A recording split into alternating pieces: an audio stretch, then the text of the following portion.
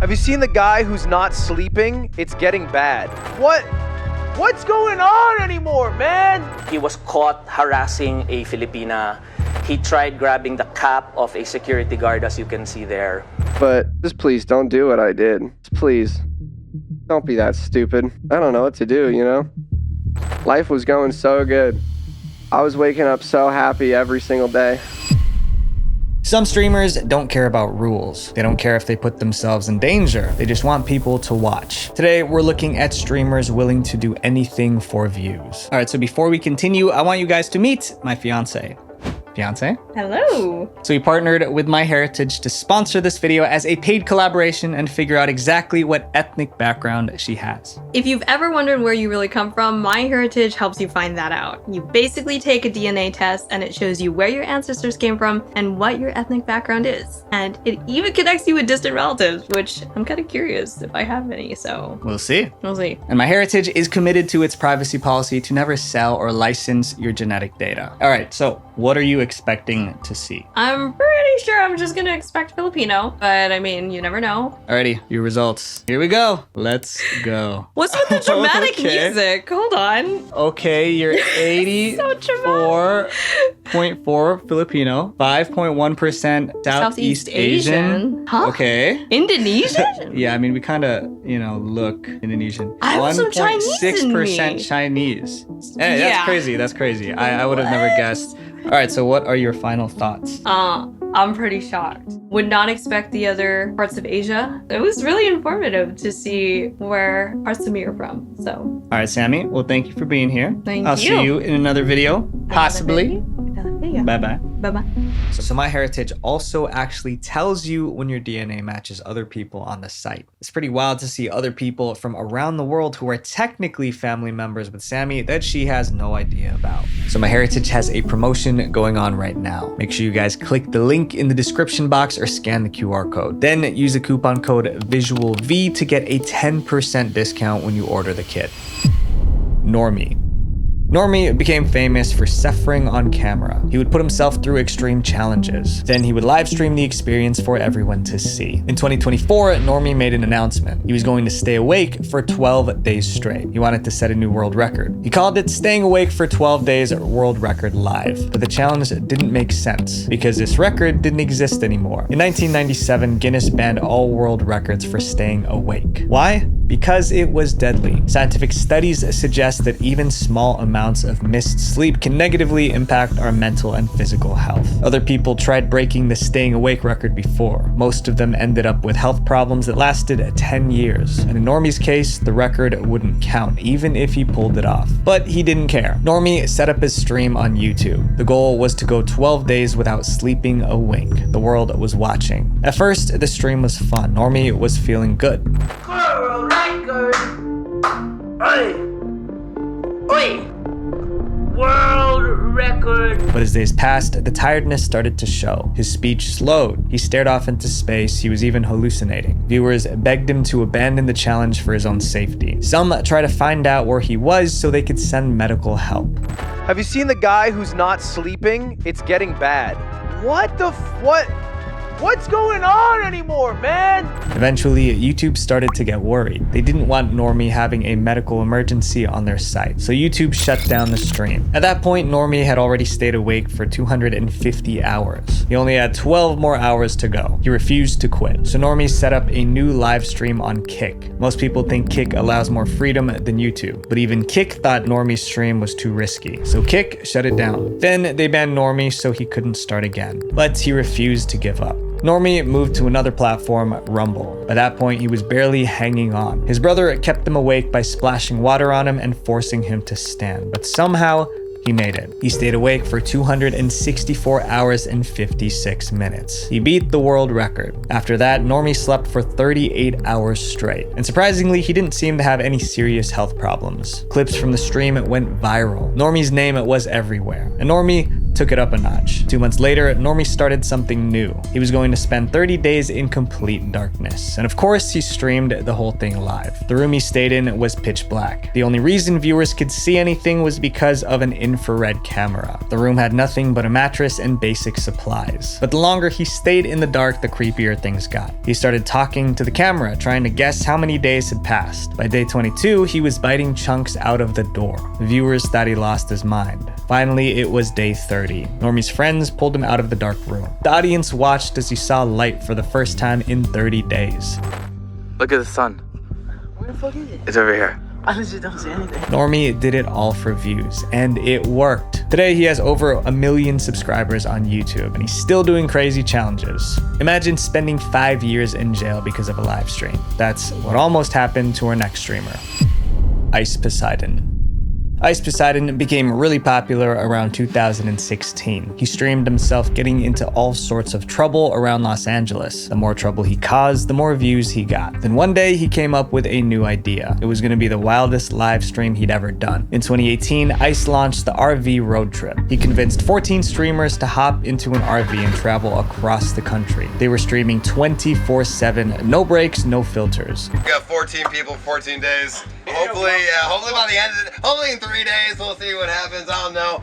It didn't take long for the RV to turn into a war zone. Fights broke out every day and viewers egged them on. It got so bad that someone was kicked off of the RV and left in the middle of the desert. The RV was a circus and Ice Poseidon was the ringmaster. It was like he knew the trip would be a disaster and he engineered the chaos for views. Years after the first RV trip, Ice went on another adventure. In 2023, he flew to Bangkok, Thailand. His goal was simple: film crazy content that would blow up online. But Thailand isn't like America, and his streams were about to land him in a Thai prison. One night, Ice and his girlfriend were eating at a restaurant. Then they had a dumb idea. He wanted to wear lingerie and give his girlfriend a lap dance, right there in the middle of a busy restaurant. And of course, he would stream it live. It was crazy, but he did it. The stream was getting views and reactions online. But there was one thing that Ice didn't consider. Thailand has some of the strictest laws about public decency. Giving a lap dance in public wasn't just offensive, it was illegal. The restaurant manager was furious. She accused them of disrespecting Thai culture. Someone called the police. By the end of the night, Ice was arrested. He was charged with distribution of obscene content. That carried a sentence of up to 5 years in a Thai prison. But Ice got lucky. He spent a couple weeks in jail and was forced to issue a public apology.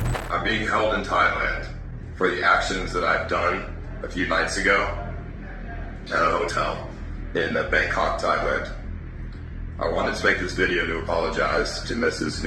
Noprat Oompa. Then he was released on a $12,000 bail. Ice's lap dancing stream got views, but it also got him arrested in a foreign country. Hopefully he learned his lesson. His next streamer you guys probably know, he barks like a dog, but the internet loves him for it. iShowSpeed. iShowSpeed is only 20, but he already has 4.2 billion views online. And that's because he is unpredictable. Sometimes he barks, roars, shouts, or twerks at the webcam for no reason at all. His unpredictability made him famous. But as more people tuned in, he took his craziness to the next level. It was the 4th of July, 2022, Independence Day. Speed decided to celebrate live on stream, but his idea of celebrating was insane. Speed lit a giant Pikachu-shaped firework inside his bedroom. Not outside, not in the park, right in his room. Surrounded by furniture, wires, and stuff that could easily catch fire. The second he lit the fuse, sparks flew in every direction. At first, Speed laughed it off, but the sparks kept flying and he panicked. It seemed the room would catch fire, but it didn't. The sparks died down and nothing caught on fire. Clips of the live stream went viral. This is the most obvious thing not to do, but also for some reason on July 4th, all Americans become slightly dumber. Yeah, he genuinely could have burnt down his house. A Reddit user summed it up perfectly. People will do the dumbest things for internet fame. You'd think nearly starting a house fire would be a one-time thing, but not for Speed. He did it again. Fast forward to October 2023. Speed was streaming from his room. Suddenly, he pulled out another Pikachu firework. Pikachu! Let's go! He lit the fuse, and fireworks exploded all over his room. Sparks hit the curtain and bounced off the walls. It was everywhere. Speed grabbed the pillow, trying to block the sparks. Once again, it seemed the room might go up in flames. Somehow, he got lucky. The fireworks burned out before anything could catch fire. Just like last time, the video went viral. But this time, many of his fans weren't laughing. They were worried. His behavior was dangerous. If the fire caught, it could spread to other homes. Yet, Speed's fan base kept growing. People still loved them. The year after almost setting his room on fire, iShowSpeed was named Streamer of the Year. This next streamer has been in and out of jail so many times, it's almost like he enjoys getting arrested. Vitali. Today, Vitali is a streamer, but when he first started out, he was a prankster. His first viral video was titled Miami Zombie Attack Prank. Vitali dressed up as a zombie and chased random people through the streets of Miami. The video blew up and made Vitali a star, but it also set the stage for all the chaos that came next. A few years later, Vitali uploaded another video. It was titled Russian Hitman Prank Gone Wrong. This time, he dressed as a Russian gangster. He would walk up to random people and drop a briefcase beside them. Then he would tell them they had 60 seconds to run away from the briefcase. Naturally, people thought there was something terrifying in there, so they took off running. It wasn't long before someone called the cops. Vitali was arrested for charges related to device threats. Eventually, the charges were dropped. When Vitali posted the Russian Hitman video, it went viral, and he learned a twisted lesson. Breaking the law to go viral was worth the risk, so Vitali took his troublemaking global. In 2014, Vitali interrupted the World Cup final in Brazil. He ran across the field with the words "natural born prankster" on his chest. Security tackled him and he spent the night in jail. But he got the attention he wanted. In 2020, Vitali flew to Egypt and climbed one of the pyramids. That was illegal too. Egyptian police arrested him. He spent 5 days in jail. Then he was deported and banned from Egypt for life. That became his pattern. Travel the world, do something illegal, get arrested, go viral, gain followers. Vitali was an international troublemaker, but he was about to mess with the wrong country. Earlier this year, 2025, Vitali flew to the Philippines to film there. This time he was live streaming instead of pre-recording content. It didn't take long for him to stir up drama. In one stream, Vitali threatened to rob a woman. In another, he stole a police officer's hat and ran. He was caught harassing a Filipina. He tried grabbing the cap of a security guard, as you can see there. And then there were other acts that he committed. Vitali called it content. Viewers called the police. Filipino police tracked him down and arrested him. He was labeled an undesirable alien. That's a legal term for foreigners who break local laws or disturb the peace. And as I'm making this video right now, Vitali is being held in a detention center. He's facing multiple charges, including harassment and attempted theft. If convicted, Vitali could spend years in a Filipino prison. He treated getting arrested like part of the job. Maybe this time he's finally gone too far. Up next is someone who will do anything to be the best. Kaisenat. In early 2024, Kaisenat was the king of Twitch. He had more subscribers than anyone else, and he was obsessed with being #1. But on September 30th, Kai woke up to bad news. Another streamer called VTuber Iron Mouse passed him. Iron Mouse now had about 326,000 subscribers. That was about 20,000 more than Kai. That meant Iron Mouse was now the top Twitch streamer. Kai wanted to be back on top, no matter what it took, so he came up with a plan, something guaranteed to bring in subscribers. He was going to stream for 30 days non-stop, 24 hours a day, 7 days a week. Kai had done a 30-day stream before and it was exhausting, but he was willing to endure anything to be #1 again. Kai called it Mafiathon 2 and it kicked off on November 1st, 2024. Kai's room became his stage. He gamed, he sang, he hosted celebrity guests. He even slept live on camera. But after 3 weeks without a break, Kai made a disturbing announcement. He was coughing up blood. This morning, I was coughing up blood this morning, right in the cup. If you look in that cup, there's blood, there's spit. I am sick, because my chest is all clogged. Viewers panicked and made headlines. Most people would have ended the stream right then, but not Kai. He had 8 more days to hit 30. Kai was beyond tired, but he was desperate to keep people watching. He needed something shocking to hold their attention. And that's when Kai called in a magician. Kai invited a magician called Max Major onto his stream. The plan was simple: do a few magic tricks, get some laughs, keep the energy up. But one trick went too far. As part of his act, Max set up 3 noose nooses on a wooden frame. It was like something used to hang criminals in the olden days. And he told Kai to pull one of the handles in front of him. If Kai pulled the wrong one, Max could possibly lose his life. Kai, there's 2 handles left. There's 2 ropes left. It's 50-50. When I'm ready, you're gonna pick a handle, you're gonna pull it.